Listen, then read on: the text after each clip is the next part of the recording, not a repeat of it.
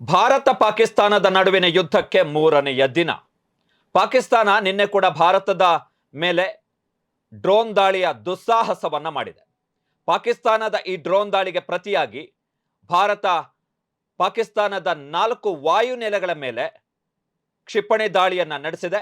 ಖಂಡಾಂತರ ಕ್ಷಿಪಣಿ ಅಥವಾ ballistic missile ಅನ್ನ ಭಾರತ ಪಾಕಿಸ್ತಾನದ ವಾಯುನೆಲೆಯ ಮೇಲೆ ಅಪ್ಪಳಿಸಿದೆ. ಪಾಕಿಸ್ತಾನದ ಸೇನಾ ಮುಖ್ಯ ಕಚೇರಿ ಇರತಕ್ಕಂತಹ ರಾವಲ್ಪಿಂಡಿಯ ನೂರ್ ಖಾನ್, ಚಕ್ಲಾಲಾ, ಮುರಿದ್ ಮತ್ತು ರಾಫಿಕ್ ವಾಯುನೆಲೆಯ ಮೇಲೆ ಭಾರತದ ಕ್ಷಿಪಣಿಗಳು ಅಪ್ಪಳಿಸಿವೆ.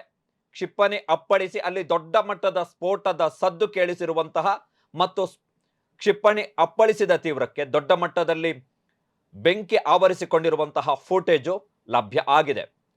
ಭಾರತ ತನ್ನ ವಾಯುನೆಲೆಯ ಮೇಲೆ ಕ್ಷಿಪಣಿ ದಾಳಿ ಮಾಡ್ತಾ ಇದ್ದ ಹಾಗೆ ಪಾಕಿಸ್ತಾನದ ಮಿಲಿಟರಿ ಅಧಿಕಾರಿಗಳು ತುರ್ತು ಸುದ್ದಿಗೋಷ್ಠಿಯನ್ನು ನಡೆಸಿ ನಮ್ಮ ಮೇಲೆ ಭಾರತ ಕ್ಷಿಪಣಿ ದಾಳಿ ನಡೆಸಿದೆ ಎನ್ನುವಂತಹ ಮಾಹಿತಿಯನ್ನು ಕೊಟ್ಟಿದ್ದಾರೆ.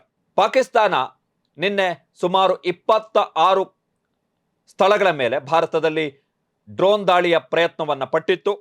ಜಮ್ಮು ಕಾಶ್ಮೀರದ ಬಾರಾಮುಲ್ಲಾ, ಶ್ರೀನಗರ, ಅವಂತಿಪುರ, ನಗ್ರೋಟಾ, ಜಮ್ಮು, ಪಂಜಾಬ್ನ ಫಿರೋಜ್ಪುರ್, ಪಠಾನ್ಕೋಟ್, ಫೌಜಿಲ್, ಲಾಲ್ಗಢ, ಜಟ್ಟಾ, ರಾಜಸ್ಥಾನದ ಜೈಸಲ್ಮೇರ್, ಬರ್ಮೇರ್, ಗುಜರಾತ್ನ ಭುಜ್, ಕುರಾಬೆತ್ ಮತ್ತು ಲಖಿನಲಾದಲ್ಲಿ ಪಾಕಿಸ್ತಾನದ ಡ್ರೋನುಗಳು ದಾಳಿ ಮಾಡುವಂತಹ ಪ್ರಯತ್ನವನ್ನ ಪಟ್ಟವು. ಆದರೆ ಭಾರತ ಆ ಡ್ರೋನ್ ದಾಳಿಯನ್ನ ನಿಷ್ಕ್ರಿಯಗೊಳಿಸಿದೆ.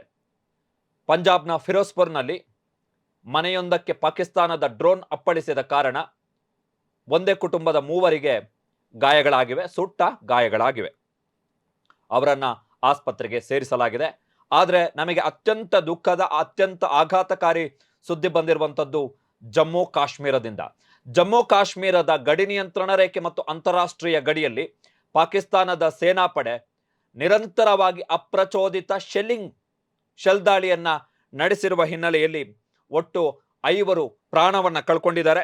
ಜಮ್ಮು ಕಾಶ್ಮೀರದ ಗಡಿ ನಿಯಂತ್ರಣ ರೇಖೆ ಮತ್ತು ಅಂತಾರಾಷ್ಟ್ರೀಯ ಗಡಿಯ ಉದ್ದಕ್ಕೂ ಕೂಡ ಪಾಕಿಸ್ತಾನದ ಸೇನೆ ಕದನ ವಿರಾಮವನ್ನ ಉಲ್ಲಂಘಿಸಿ ಅಪ್ರಚೋದಿತ ಶೆಲ್ ದಾಳಿಯನ್ನ ನಡೆಸಿರುವ ಹಿನ್ನೆಲೆಯಲ್ಲಿ ಜಮ್ಮು ಕಾಶ್ಮೀರದಲ್ಲಿ 5 ತಮ್ಮ ಪ್ರಾಣವನ್ನ ಕಳ್ಕೊಂಡಿದ್ದಾರೆ. ಅವರಲ್ಲಿ ರಜೌರಿಯ DDC, deputy district commissioner Rajkumar ತಾಪಾ ಇವರು ಪ್ರಾಣವನ್ನ ಕಳ್ಕೊಂಡಿದ್ದಾರೆ.